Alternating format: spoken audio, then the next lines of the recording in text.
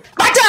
Makanya kau jangan coba ayat. Baca! Tidak salah. Saya baca Efesus, kau kasih ayat tadi. Itu untuk menyelawati Anda karena dari tadi pucat. Kau memang bodoh, tidak tahu dirimu. Baca Lukas 1. Tidak. Berani baca Lukas 1, berani? Kau sok-sokan aja mencomot-comot ayat. Berani baca Lukas 1? Makanya jangan sok-comot ayat kita. Berani baca Lukas 1? Bicara tentang Yesus. Jangan bicara tentang Kristen. Berani baca Lukas 1? Tentang Yesus dan Kristen. Jalankan saja agamamu dengan baik. Tidak usah kau bicara tentang. Salam teman-teman, salam damai sejahtera bagi kita semua. Jumpa lagi di channel ini. Apa kabarnya teman-teman? Doa dan harapan saya semua yang menyaksikan video ini dalam keadaan sehat-sehat ya. Amin. Ya, saudaraku sekalian, cuplikan video di depan tadi adalah debat lintas agama Islam versus Kristen yang menurut saya sangat panas dan penuh dengan emosional teman-teman. Bikin gigi asam teman-teman kalau kita menonton ya. Ya, debat ini antara Ustadz Juma melawan politikus senior Indonesia yaitu Ferdinand Hutahian. Ya, jadi perdebatan mereka ini tentang ketuhanan Yesus. Juma katakan Yesus itu manusia bukan Tuhan. Karena Tuhan tidak mungkin berhenti menjadi Tuhan dan menjadi rendah sama seperti ciptaannya, yaitu menjadi manusia, kata Ustadz Juma. Jadi Juma katakan Tuhan tidak bisa menjadi manusia. Padahal Tuhan kan maha segalanya. Dia bisa jadi apa saja yang dia mau. Ustadz, logikamu parah Ustadz.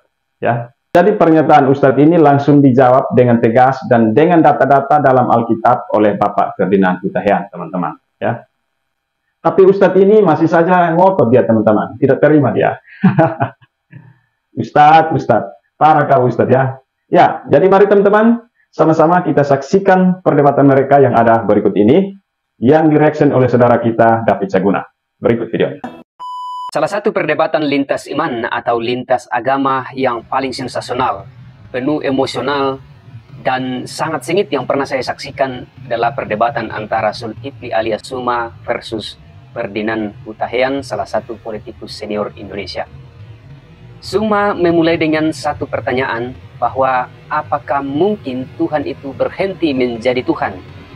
Artinya bagi Zuma, Yesus Kristus itu 100% manusia dan tidak mungkin ia Tuhan, karena Tuhan tidak mungkin berhenti menjadi Tuhan dan menjadi manusia, seperti dalam ajaran Kristen bahwa Yesus itu adalah wujud dari Allah sendiri atau Yesus adalah inkarnasi Allah. Nah, Bapak Ferdinand Hutahian kemudian membantah hal tersebut dengan memaparkan beberapa ayat-ayat Alkitab dan mencoba menjelaskan tentang apa yang dipahami sebagai inkarnasi Allah dalam diri Yesus Kristus. Namun Zuma tetap bersikeras tidak mau menerima penjelasan apapun dari Bapak Ferdinand Hutahian, bahkan tanpa segan-segan dan tanpa mempertimbangkan soal etika dalam debat, tanpa mempertimbangkan kesopanan, Bang Zuma kemudian memaki-maki Bapak Ferdinand Hutahian. Dan yang lebih parah, Bapak Ibu Saudara sekalian, selain mengeluarkan kata-kata kasar, ya, kata-kata yang menyudutkan Bapak Ferdinand Hutahian, Bang Zuma juga kerap kali mengutip ayat dan memerintahkan kepada Bapak Ferdinand Hutahian untuk dibacakan.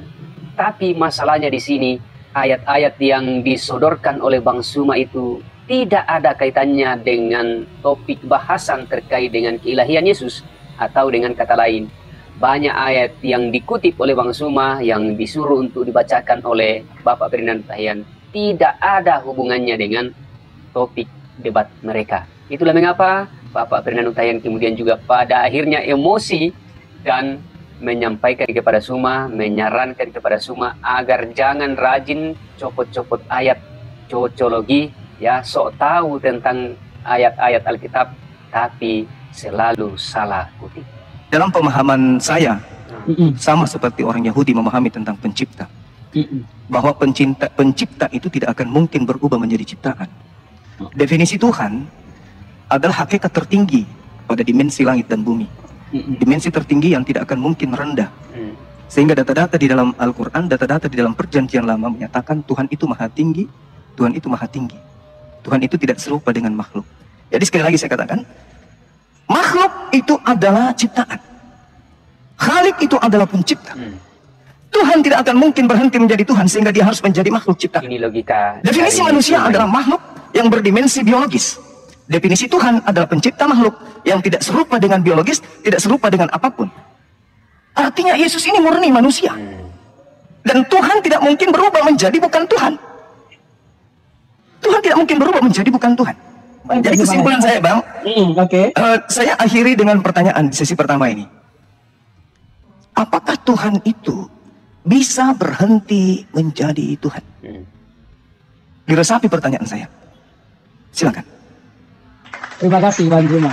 Sebelum saya menjawab pertanyaan itu tentang apakah Tuhan bisa berhenti menjadi Tuhan, jawabannya sebetulnya ya tentu tidak mungkin Tuhan berhenti menjadi Tuhan. Tapi yang pertama saya mau menanggapi tadi pernyataan Bang Juma yang menyatakan bahwa Tuhan tidak mungkin berubah atau menjadi ciptaannya sendiri. Kita tahu bahwa Tuhan adalah Maha Pencipta. Tuhan yang menciptakan segala sesuatu yang ada di bumi. Jadi saya ingin menggali logika terkait dengan bahwa Bang Zuma tadi menyatakan Tuhan tidak mungkin menjadi ciptaan. Saya ingat kisah tentang Nabi Musa. Ketika Nabi Musa bertemu, didatangi oleh Tuhan di padang gurun dalam bentuk api yang membakar semak tapi tidak terbakar semak itu sesungguhnya. Nah, apakah itu Tuhan yang datang dalam bentuk api atau siapa?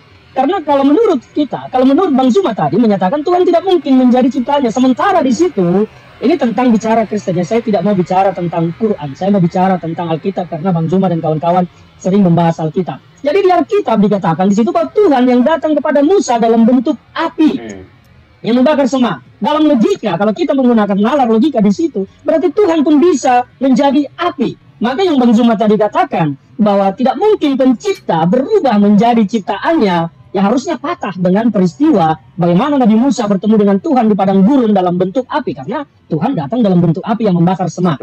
Itu yang pertama tadi tentang Tuhan tidak mungkin menjadi ciptaannya. Karena Tuhan yang maha tinggi, maha segalanya itu, ketika Tuhan ingin mau jadi apapun, Tuhan pasti bisa melakukannya. Pertanyaannya adalah apa kepentingan Tuhan untuk berubah menjadi sesuatu atau menjadi dirinya menjadi yang lain daripada wujud Tuhan itu sendiri. Tapi saya tidak mau membahas terlalu banyak. Tapi yang tadi mau saya sampaikan untuk menyanggah pernyataan Bang Zuma yang menyatakan bahwa Tuhan tidak mungkin menjadi ciptaannya. Api adalah ciptaan Tuhan dan Tuhan datang bertemu dengan Musa di padang gurun dalam bentuk api yang membakar semak. Saya tidak tahu di Quran apakah itu ada tertulis atau tidak, tapi saya sedang bicara tentang Kristen dan Alkitab. Karena yang mau saya luruskan adalah pemahaman Bang Zuma dan kawan-kawan tentang Alkitab. Nah, itu yang pertama. Jadi itu gimana? Nanti sebelum yang lain, supaya kita interaktif, supaya ini saya pengen mendengar tanggapan Bang Zuma tentang apa yang saya sampaikan barusan, bahwa ternyata Tuhan pun datang bertemu dengan Musa dalam bentuk api. Tadi Bang Zuma menyatakan Tuhan tidak mungkin berubah menjadi ciptaannya. Nah, apa pendapat Bang Zuma tentang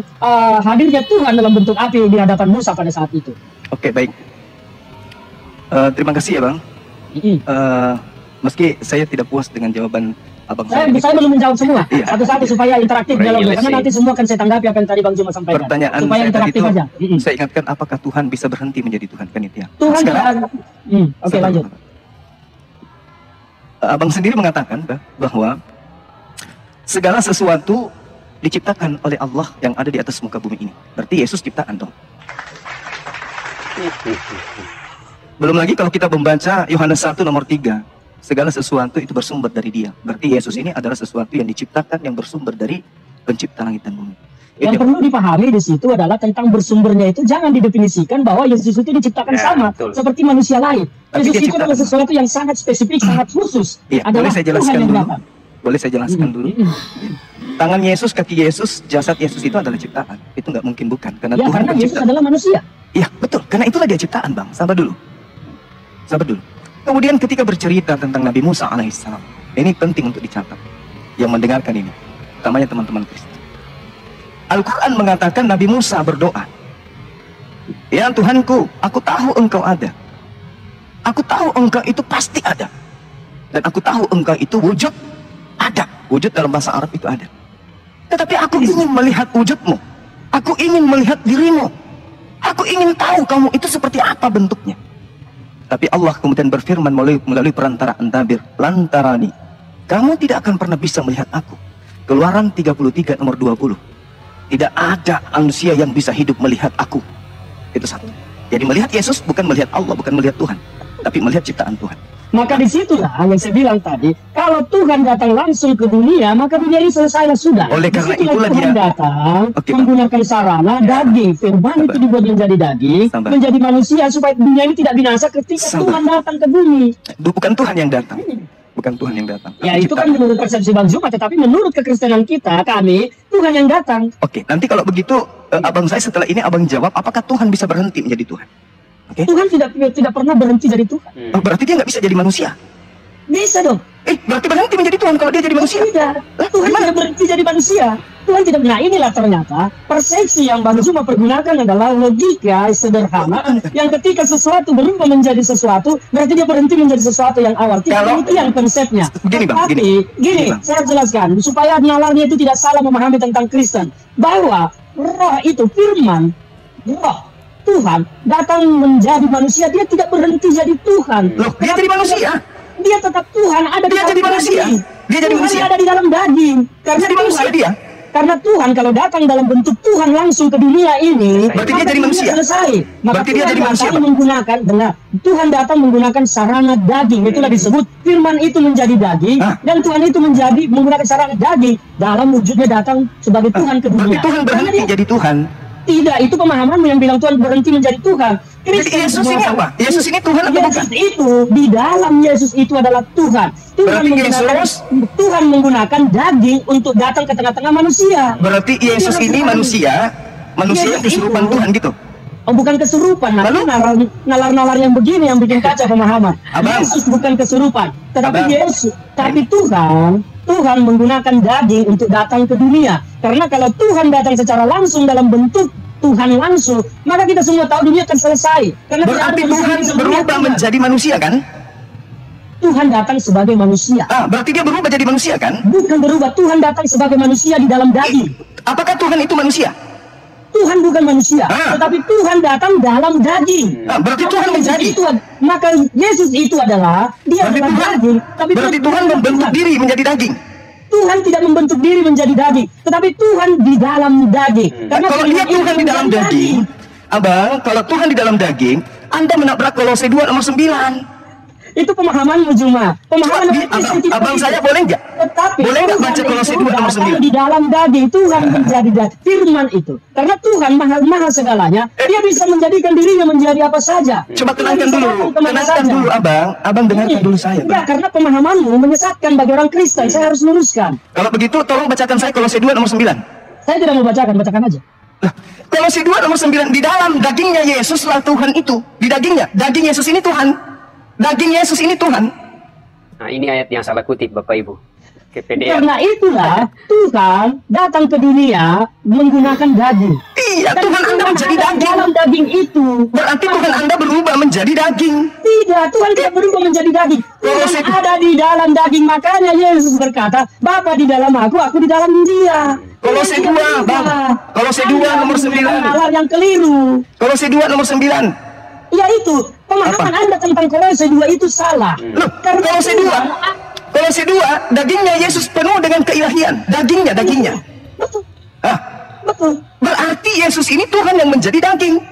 Oh tidak, Tuhan tidak pernah menjadi daging. Lah tubuhnya Yesus ini Tuhan. Benar. Tuhan itu datang ke dunia dalam firman itu dibuat menjadi daging. Tuhan ada di dalam daging itu. Kenapa? Karena saya bilang tadi, kalau Tuhan datang dalam wujudnya yang kita tidak ketahui, bagaimana manusia akan mengenalinya? Bagaimana manusia akan menerima Tuhan? Orang Yahudi mengenal Tuhannya sebelum ajaran Roma ini. Mengenal Tuhannya, tetapi tidak dalam wujud fisik. Ini Tuhan. Tuhan datang dalam wujud Jadi menurut fisik saudara, manusia. fisiknya Yesus itu Tuhan. Fisiknya Yesus itu adalah daging. Nah, tadi katanya supaya dikenali Tuhan. Dalam daging Supaya itu. Tuhan dikenali, dia datang dalam bentuk daging. Maksudnya apa? Tuhan itu dikenali dalam daging. Berarti dagingnya Yesus ini Tuhan. Ini kalau debat seperti ini tidak mau menggunakan nalar yang luas yang memang akan Abang yang tidak gunakan nalar, bukan saya. tidak menggunakan nalar. Saya sudah jelaskan tadi bahwa Tuhan itu ada di dalam daging. Oke. Dia datang ke dunia. Oke. Karena kalau Tuhan datang dalam wujud aslinya yang kita tidak ketahui, siapa yang bisa melihat? Siapa yang bisa mendengar? Tidak Berarti ada. melihat mukanya Yesus melihat Tuhan. Kenapa? Putus. Berarti melihat mukanya Yesus melihat Tuhan. Putus ya. Halo? Halo Bang Juma? Halo? Terus Bang Juma? melihat muka Tuhan. putus. Jaringan kurang memungkinkan ini, Sob. Saya tidak mendengar Bang Juma. Halo Bang Juma. Bang Juma. Sinyal Anda mungkin Suara saya kedengaran. ini ya. Suara apa? Sinyal Anda mungkin kurang bagus di sana ya. Kok putus-putus di saya ya. Saya tidak bisa ini. Oke. Oke. Gimana tadi gimana? Jadi melihat muka Yesus itu melihat muka Tuhan. Melihat Yesus tidak melihat muka Tuhan secara fisik. Loh, tadi katanya supaya manusia mengenal Tuhan. Tadi katanya supaya manusia bisa melihat Tuhan, maka Tuhan mewujud jadi manusia.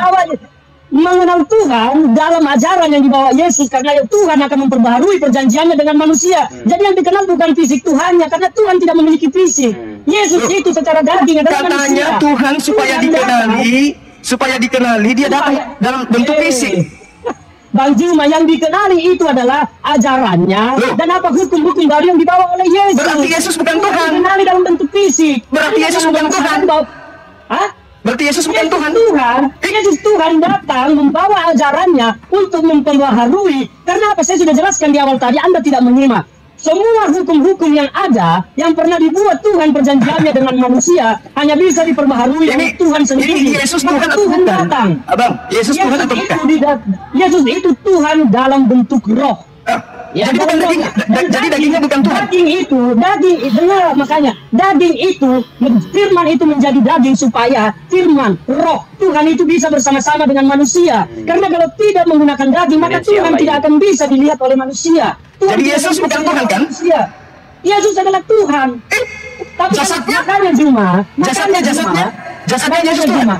Jasadnya adalah manusia yang mati, bukan Tuhan yang mati. Jasadnya Yesus Tuhan atau bukan? Jasadnya manusia itu adalah yang mati. Tuhan yang mati. Bukan Tuhan. Jasad fisik adalah daging. Bukan Tuhan. Tetapi yang di dalam daging itu saya tanya. Tuhan. Jasadnya Yesus bukan Tuhan. Jasad itu adalah manusia karena Yesus adalah manusia dan Yesus adalah Tuhan. Jasadnya Tuhan atau bukan? Daging. Makanya konsepnya Anda pahami. Saya tanya, jasadnya Yesus Tuhan atau bukan, Bang? Pertanyaanmu sudah kau jawab dari tadi, tapi kau tidak bisa menerima. Jasadnya Yesus Tuhan atau bukan? Tuhan datang ke dunia dalam bentuk daging. Karena di dalam daging itulah ada Tuhan. Yang saya tanya ini jasadnya Yesus, Bang. Jasad fisiknya itu adalah daging manusia. Bukan daging Tuhan. manusia, tetapi Tuhan ada di dalam daging itu. Yang daging ini Tuhan atau bukan? Saya sudah jelaskan, daging itu adalah manusia. Berarti bukan Tuhan. Yesus Tuhan ada di dalam daging itu. Dagingnya yang tanya, Bang, daging. Dagingnya sudah sejak berkali-kali, daging itu adalah manusia. Tetapi bukan Tuhan Tuhan. ada di dalam daging Bukan itu. Tuhan. Makanya daging dengan roh itu, dengan Tuhan itu tidak bisa dipisahkan. Daging ini Tuhan. Harus pahami. Saya sudah Dagingnya jelaskan Yesus. dari tadi. Tuhan ada di dalam daging itu. Daging itu adalah manusia. Tetapi Tuhan ada di dalam daging itu, maka konsepnya daging dengan Tuhan itu tidak bisa dipisahkan. Anda cacah-cacah. Tidak bisa sama seperti Anda dengan roh yang hidup di dalam Anda. Tidak bisa dipisahkan. Berarti dagingnya Yesus Tuhan. Dagingnya Yesus Tuhan. Sekarang saya tanya, daging itu adalah rohmu atau bukan? Bukan. Hah? Bukan. Rohmu itu apa?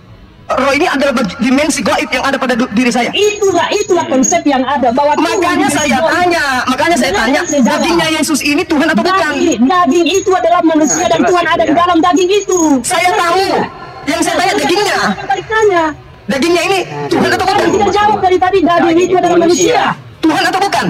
Daging itu adalah manusia. Tuhan atau bukan? Tuhan ada di dalam daging itu. Saya tidak mau tahu. Saya bahas dagingnya. Dagingnya yang saya bahas. Kasih analogi tentang tubuhmu yang kamu jawab tadi. Rohmu itu adalah dimensi jalai. Sama Tuhan itu ada di dalam daging. Tubuhku ini, dagingku ini bukan roh.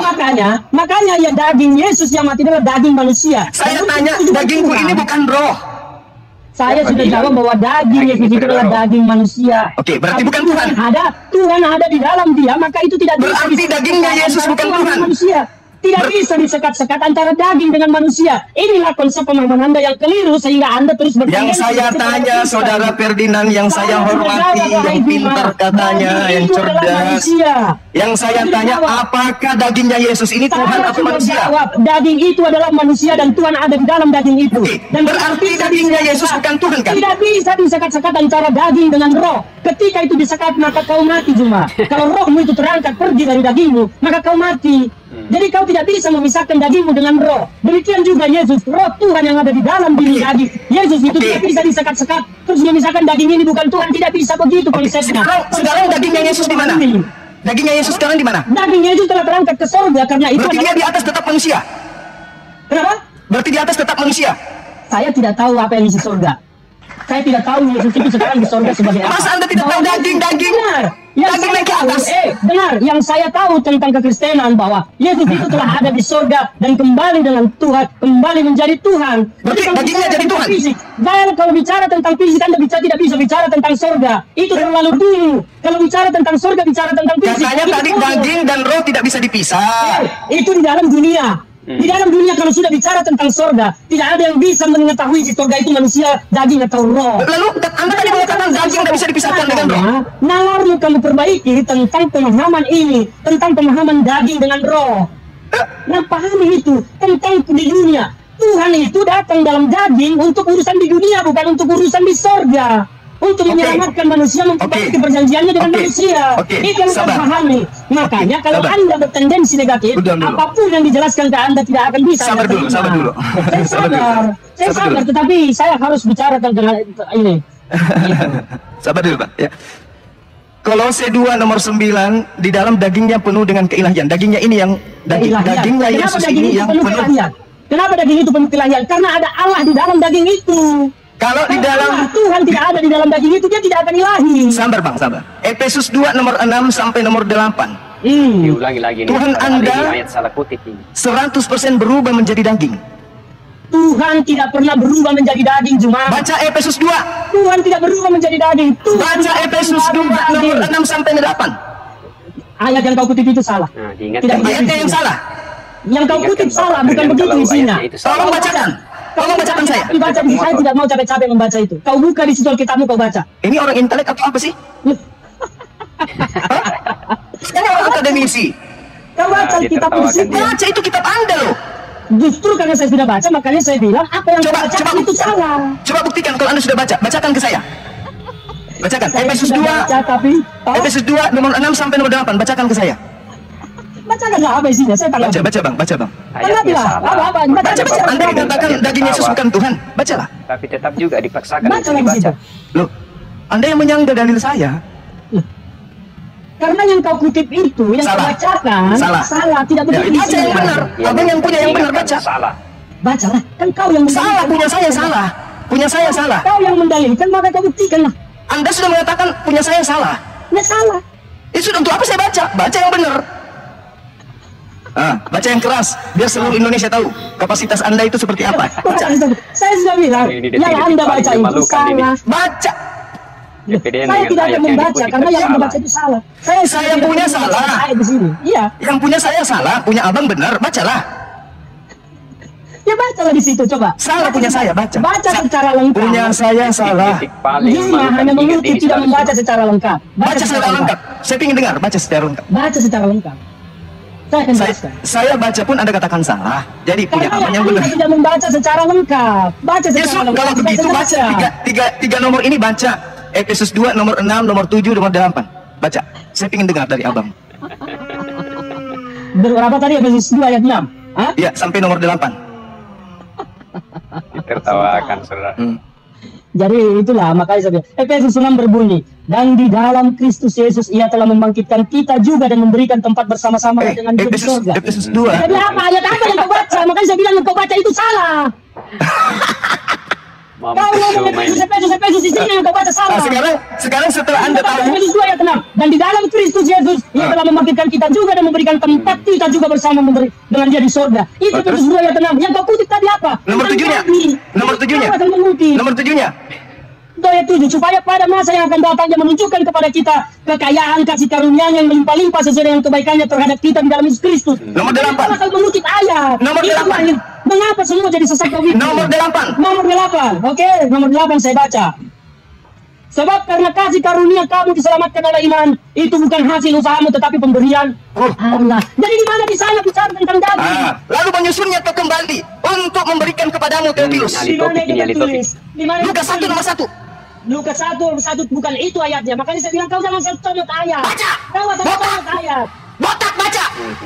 Itu tidak ada tertulis begitu dalam Kasar Matius. sekali, itu model. tidak sopan ini. Si Suma ini. Kau yang bodoh. Baca Lukas 1. Kau tidak mengerti. Baca Lukas 1, baca. Baca. Bagaimana Injil tentang Baca.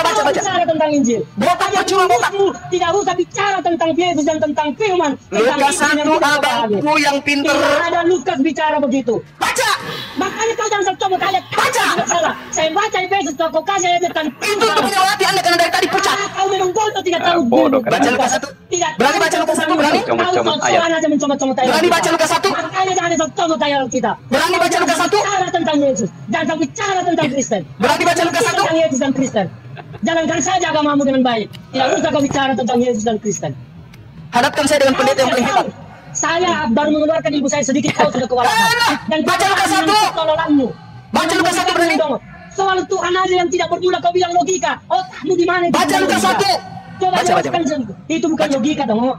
Baca Lukas 1. Tidak berawal, tidak berguna, itu bukan Bodoh logika. dong. Tapi dogma. Maaf ya, maaf saya mengatakan Anda bodoh karena memang fakta ya. Sorry, Ya, sorry Bang. saya juga mengatakan Anda bego karena Anda memang Baca Lukas 1 untuk menentukan Anda atau saya yang bego. Udahlah, tidak usah bicara tentang Udahlah. kau sudah salah tadi. Udahlah katanya. Udahlah. Kenapa Anda gak berani baca Lukas 1? Kenapa? Kenapa? Hah? Karena saya sudah bilang yang kau ucapkan itu bukan Lukas 1. Lalu? Tidak perlu saya baca karena kau sudah salah-salah comot ayat. Nah inilah orang lihat ini. Orang yang menilai kita yang mana yang mana yang lebih baik comot aja ayat Quran daripada mencomot ayat Bible. Maaf ya Bang, saya mengatakan Anda bodoh itu karena dari tadi Anda mengatakan saya bodoh dulu. Ya udah nggak apa-apa, ini kan biasa aja, nggak usah dibawa sakit Oke, hati. Lukas 1 nya mau dibaca dong. Baca Lukas 1 Tidak mau dong. saya tidak mau membaca apa yang Anda suruh karena Anda sudah salah kutip.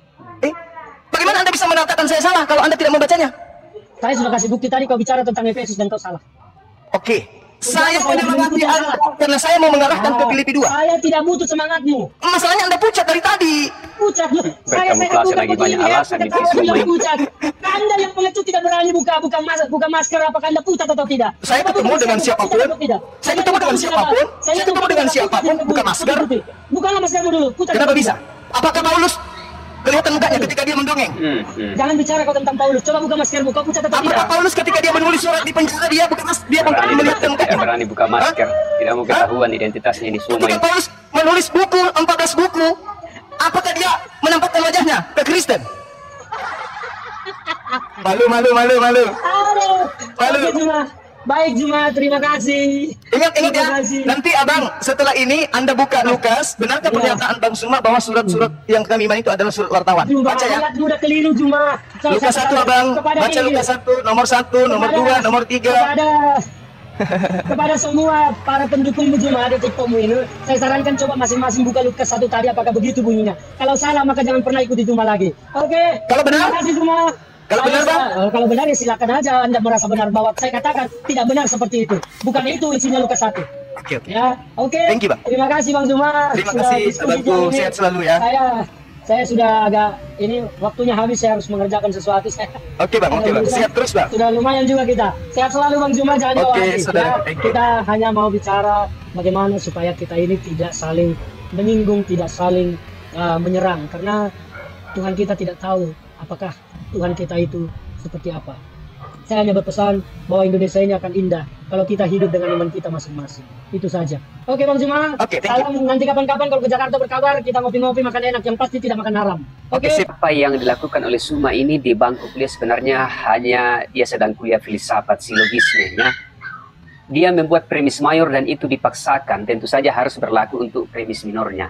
Nah, pertanyaannya tadi bahwa apakah Tuhan itu bisa berhenti menjadi Tuhan, dan dijawab dengan tepat oleh Bapak Ferdinand Hutahian bahwa Tuhan tidak mungkin berhenti menjadi Tuhan. Nah, logika Suma bahwa Tuhan berhenti menjadi Tuhan ketika Tuhan itu menjadi daging dalam diri Yesus Kristus. Jadi dia tidak mengerti tentang dikotomi Yesus. Berkali-kali disampaikan oleh Bapak Ferdinand Hutahian tadi bahwa daging Yesus itu adalah manusia, tetapi daging itu adalah sarana yang didiami oleh Allah.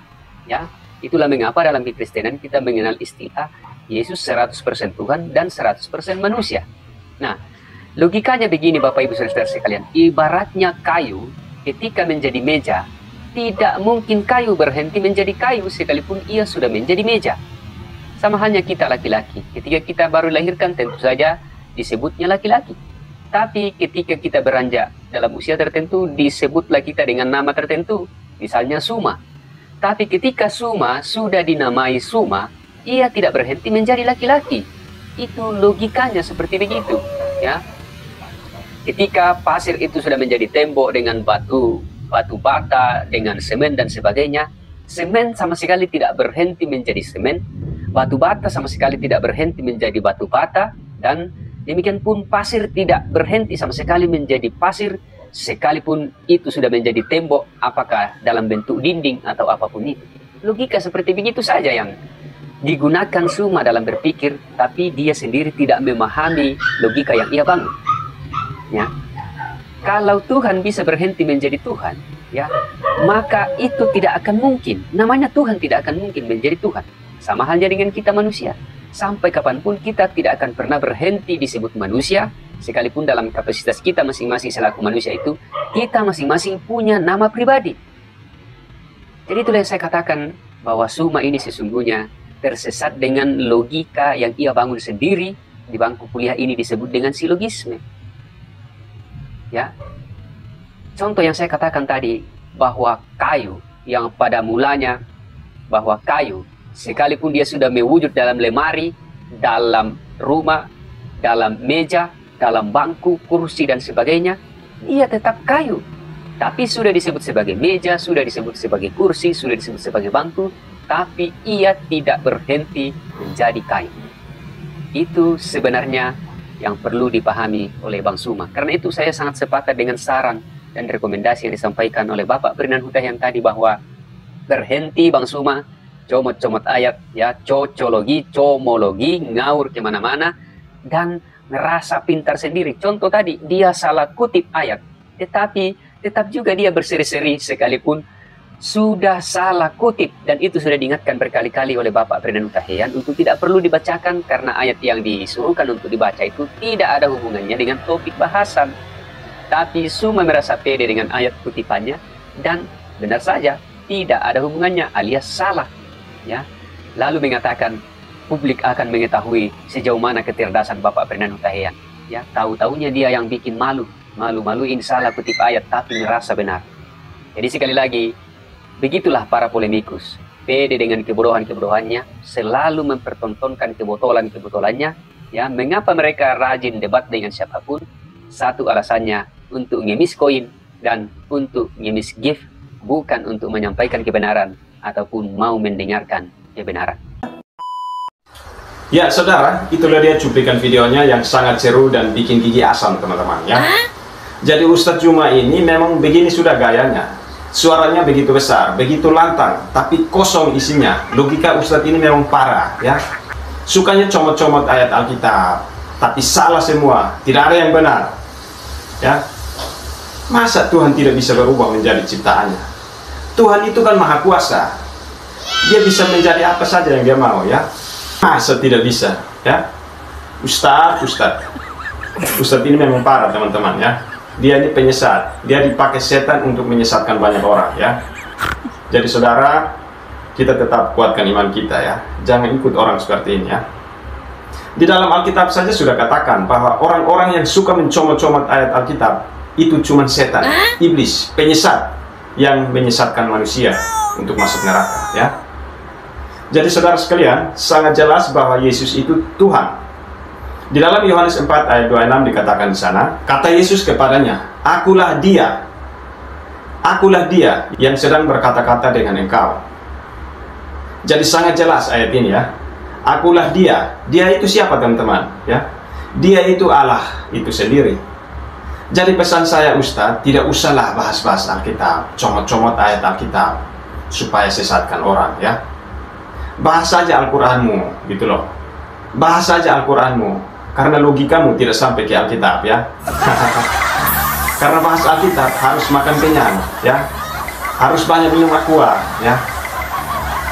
Supaya otakmu ini bisa terbuka gitu loh. Ya, jadi saudara sekalian, demikian video ini, semoga bermanfaat. Tuhan Yesus memberkati. Shalom.